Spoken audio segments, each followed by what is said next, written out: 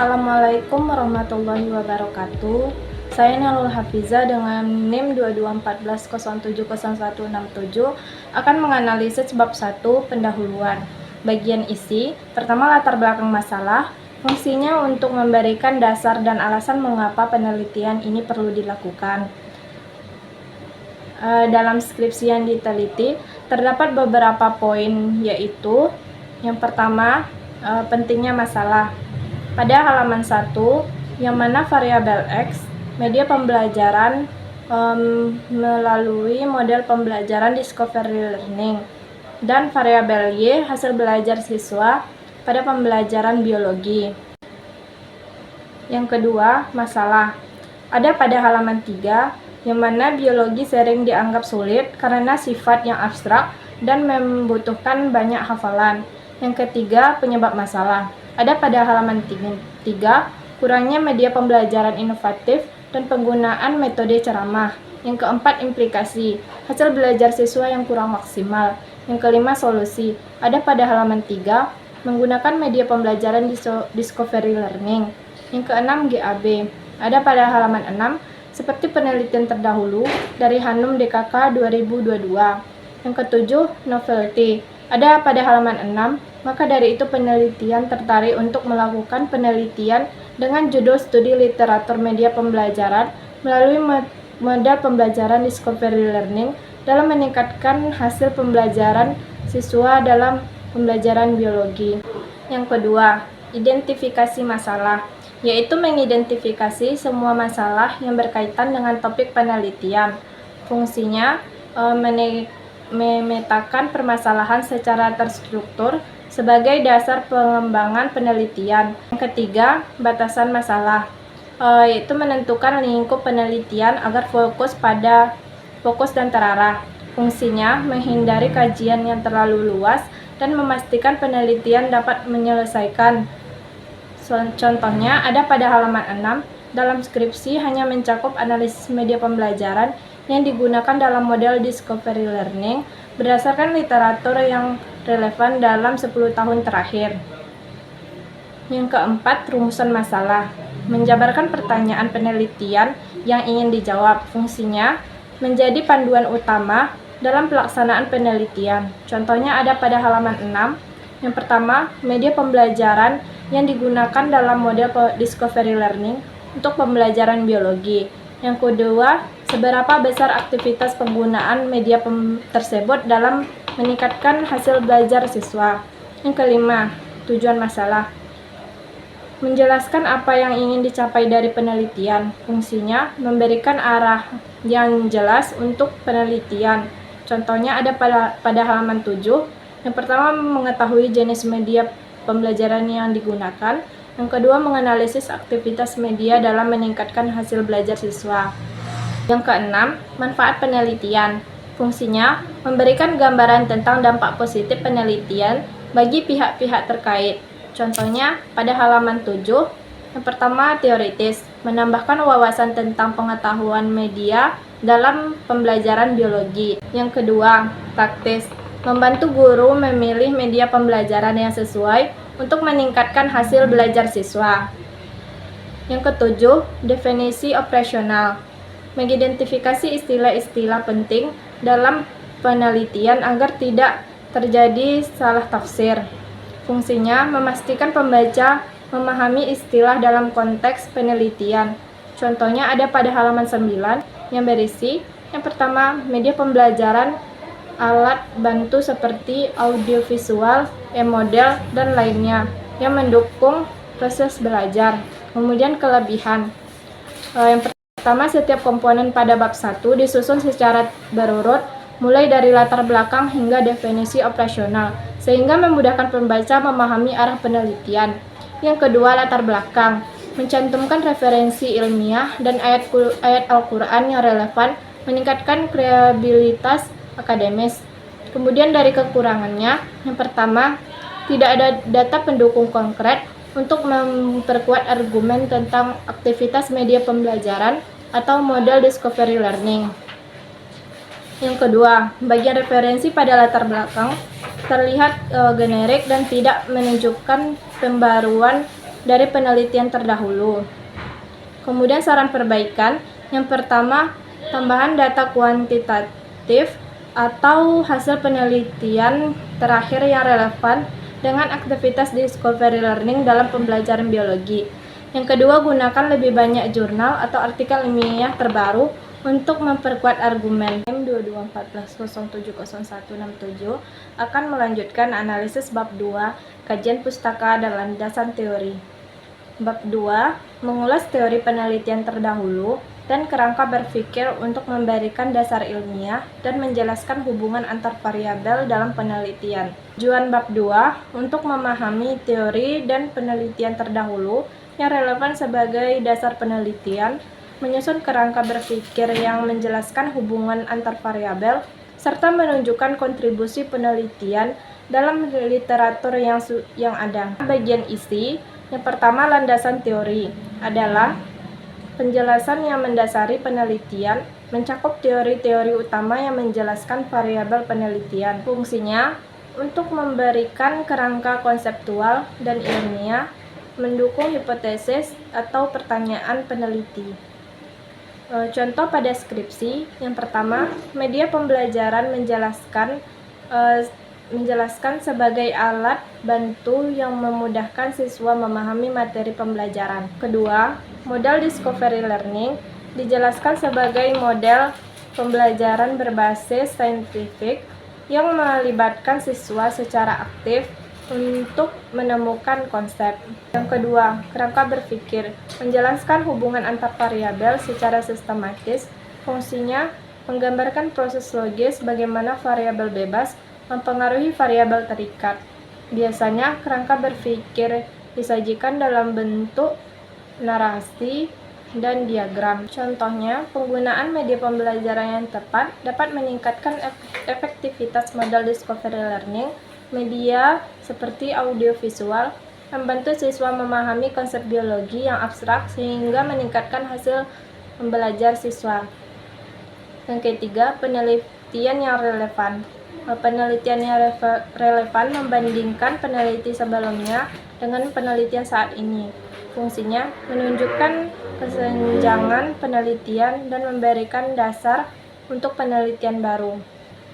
Contohnya pada skripsi, yang pertama, Andi Arsil 2020 dengan judul Studi Literatur, Media Pembelajaran yang digunakan pada model pembelajaran Discovery Learning. Yang kedua, Kurnia 2021 dengan judul Studi Literatur, Media Pembelajaran yang digunakan pada model pembelajaran Inquiry Learning. Yang keempat, hipotesis. Dalam skripsi tidak dijelaskan hipotesisnya. Alasan karena skripsi tersebut menggunakan jenis penelitian yang dilakukan adalah studi literatur atau kajian pustaka, yang biasanya tidak memerlukan hipotesis seperti penelitian eksperimen atau kuantitatif yang lebih formal. Kemudian bagian kelebihannya, yang pertama, setiap komponen pada bab 2 disusun dengan urutan logis, mencakup landasan teori penelitian yang relevan dan kerangka berpikir. Yang kedua, penelitian terdahulu dirangkum secara sistematis sehingga memudahkan pembaca membandingkan penelitian ini dengan penelitian yang sebelumnya. Kemudian bagian kekurangan, yang pertama, beberapa teori seperti pengertian media pembelajaran dan discovery learning dijelaskan secara umum tanpa fokus pada relevansi khusus terhadap pembelajaran biologi. Yang kedua, sebagian referensi berasal dari sebelum 2015 sehingga kurang mencerminkan pengembangan terbaru. Kemudian, saran perbaikan. Yang pertama, perkuat hubungan antar teori yang dibahas dengan konteks pembelajaran biologi. Misalnya, bagaimana discovery learning dapat meningkatkan pemahaman konsep biologi yang abstrak. Yang kedua, gunakan jurnal atau buku terkini dalam 5 tahun terakhir untuk mendukung teori dan argumen. Sekian dari saya. Assalamualaikum warahmatullahi wabarakatuh. Baiklah, perkenalkan, nama saya Khairun Nisa dengan NIM 191. Di sini saya akan mempresentasikan hasil dari analisis bab 3. Analisis pada bab 3 metodologi penelitian. Penelitian ini adalah penelitian kepustakaan atau library research. Dalam bab 3 ini terdapat beberapa bagian, yaitu yang pertama ada jenis dan desain penelitian, ada populasi dan sampel, instrumen penelitian, teknik analisis data, variabel dan data, langkah-langkah kegiatan penelitian, kelebihan dan kekurangan penelitian, dan saran untuk perbaikan penelitian. Selanjutnya yaitu yang pertama jenis penelitian. Penelitian ini menggunakan studi literatur dengan pendekatan kualitatif dan kuantitatif. Jenis penelitian ini disebut juga dengan studi kepustakaan, yang merupakan jenis penelitian yang berguna dalam penelusuran jurnal, buku, artikel, dan berbagai hal yang berkaitan dengan topik yang diteliti.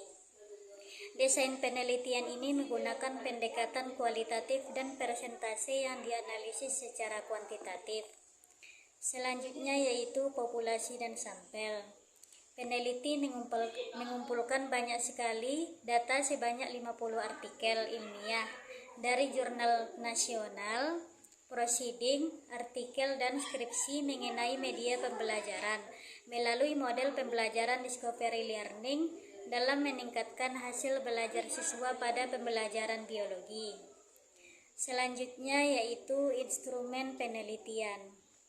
Menurut Yusuf, instrumen penelitian merupakan alat yang digunakan untuk mengumpulkan data ataupun mengukur objek dari variabel tertentu. Dalam penelitian dibutuhkan suatu instrumen yang valid dan juga konsisten.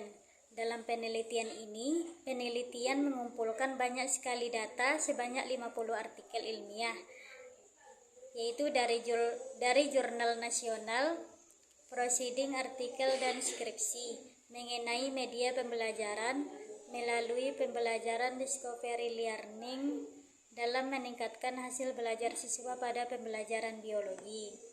Selanjutnya yaitu teknik pengumpulan data. Data dikumpulkan melalui pencarian pustaka dengan mencari dokumen dari internet, perpustakaan, dan sumber terpercaya lainnya. Peneliti menggunakan kriteria seleksi untuk memastikan data relevan dengan model pembelajaran discovery learning. Selanjutnya yaitu teknik analisis data. Analisis dilakukan melalui tahapan, yaitu 1. Reduksi data dengan merangkum dan memilah data yang relevan. Yang kedua yaitu penyajian data atau display data, yaitu dengan menyusun informasi agar mudah ditarik kesimpulannya. Yang ketiga yaitu analisis isi atau content analysis, yaitu dengan menggunakan metode sistematis untuk menarik kesimpulan dari teks, gambar, atau simbol. Selanjutnya yaitu variabel dan data. Variabel yaitu penelitian ini tidak langsung menyebutkan variabel bebas dan terikat karena berbasis literatur. Namun fokusnya adalah menggunakan media pembelajaran atau variabel independen dan hasil belajar biologi atau variabel dependen. Data yaitu data sekunder berupa artikel, jurnal, dan dokumen lain yang relevan. Selanjutnya yaitu langkah-langkah kegiatan penelitian. Peneliti memulai dengan mengumpulkan sumber dari jurnal, artikel, dan skripsi yang relevan. Data kemudian dianalisis menggunakan tahapan reduksi, penyajian, dan konten analisis untuk selanjutnya yaitu langkah-langkah kegiatan penelitian. Peneliti memulai dengan mengumpulkan sumber dari jurnal, artikel, dan skripsi yang relevan. Data kemudian dianalisis menggunakan tahapan reduksi, penyajian, dan konten analisis untuk menarik kesimpulan yang relevan.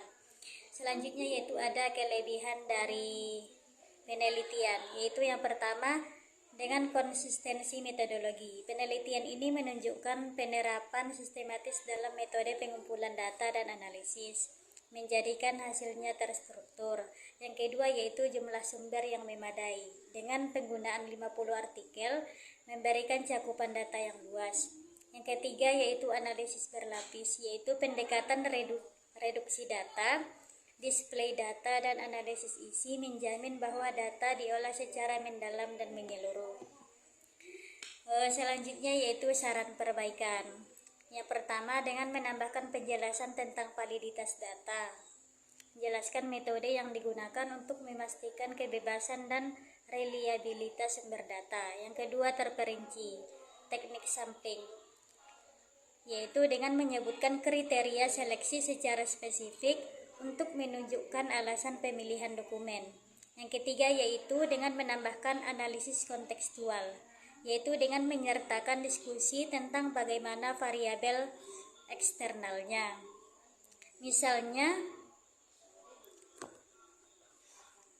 Misalnya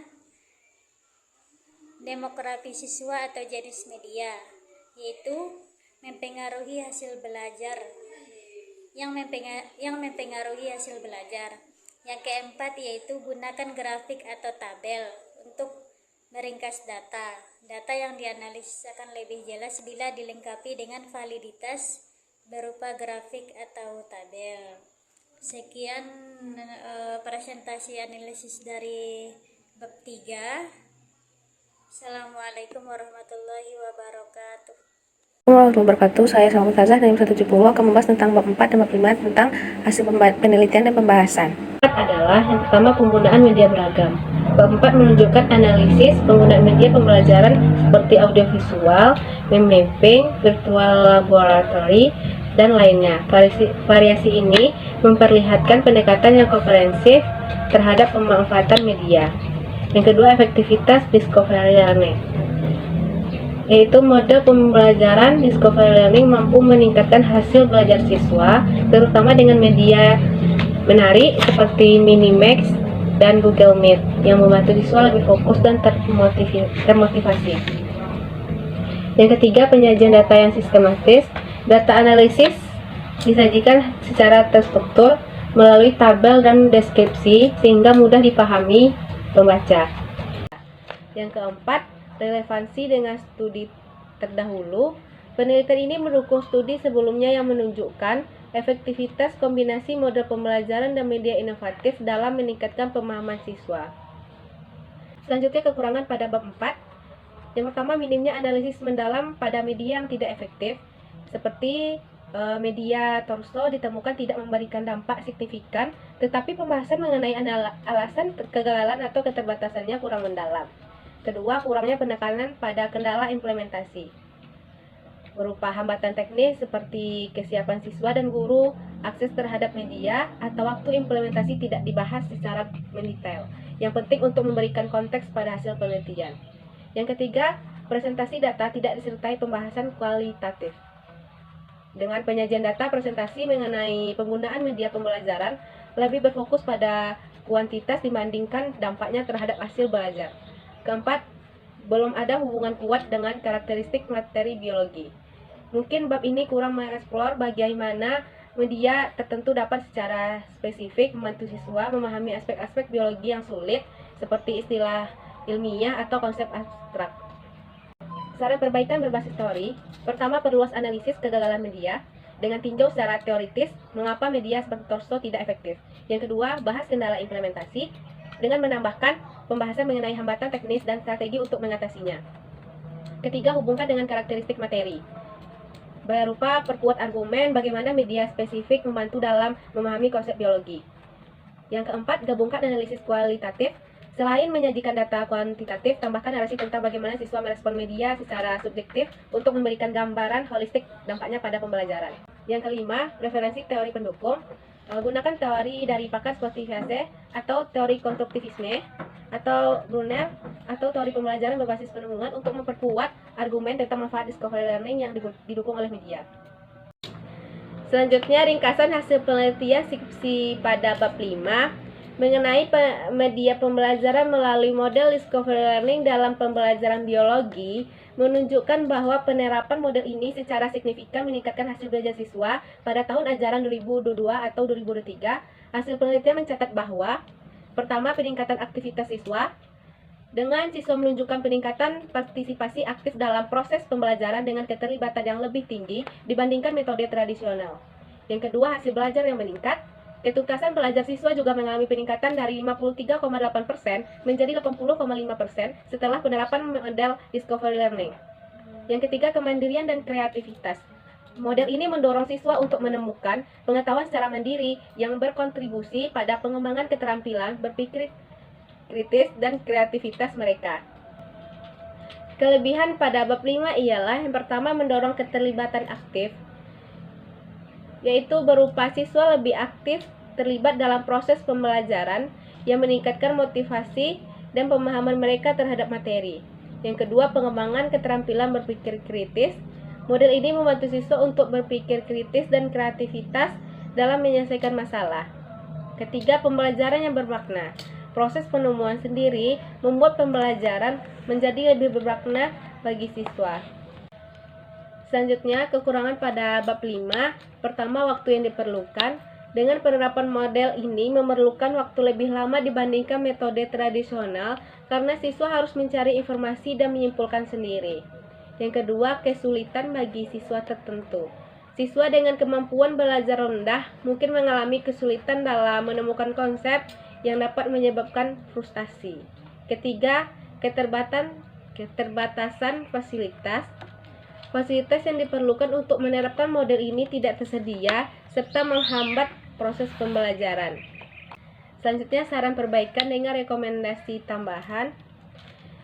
Pertama, penerapan kombinasi media baru berupa eksplorasi augmented reality untuk topik biologi yang bersifat abstrak. Yang kedua, penggunaan game-based learning untuk meningkatkan keterlibatan siswa.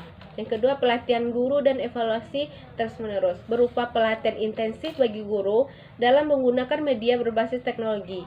Yang kedua, monitoring dan evaluasi efektivitas media secara berkala untuk penyelesaian metode. Ketiga, pengembangan platform digital. Pertama, yaitu berupa mendorong pengembangan platform e-learning khusus biologi yang dapat mengintegrasikan Discovery Learning. Yang keempat, penelitian berbasis implementasi dengan melakukan uji lapangan untuk membandingkan efektivitas berbagai media dalam konteks nyata. Selanjutnya ialah kesimpulan. Penelitian ini menyimpulkan bahwa penggunaan model pembelajaran Discovery Learning yang didukung dengan berbagai media pembelajaran seperti audiovisual, modul, dan virtual laboratory efektif dalam meningkatkan hasil belajar siswa pada mata pelajaran biologi. Model ini mendorong siswa untuk belajar secara aktif, mandiri, dan kreatif, sehingga pemahaman mereka terhadap materi menjadi lebih mendalam. Namun, masih terdapat kendala seperti keterbatasan akses terhadap media tertentu dan perlu pelatihan bagi guru yang memanfaatkan teknologi pembelajaran. Dengan optimalisasi media pembelajaran yang sesuai, model Discovery Learning dapat semakin meningkatkan kualitas pembelajaran biologi. Dan terakhir, saran berupa pertama, penelitian selanjutnya perlu menguji implementasi media pembelajaran secara langsung di kelas untuk validasi hasil studi literatur. Yang kedua, disarankan untuk mengeksplorasi media inovatif seperti augmented reality atau game-based learning guna meningkatkan efektivitas pembelajaran. Yang ketiga, pelatihan intensif bagi guru tentang penggunaan media berbasis teknologi dalam Discovery Learning perlu diadakan secara rutin. Dan terakhir, yang keempat, studi lanjutan dapat membandingkan efektivitas model Discovery Learning dengan model pembelajaran lain untuk hasil yang lebih komprehensif. Sekian analisis dari kelompok 9. Assalamualaikum warahmatullahi wabarakatuh.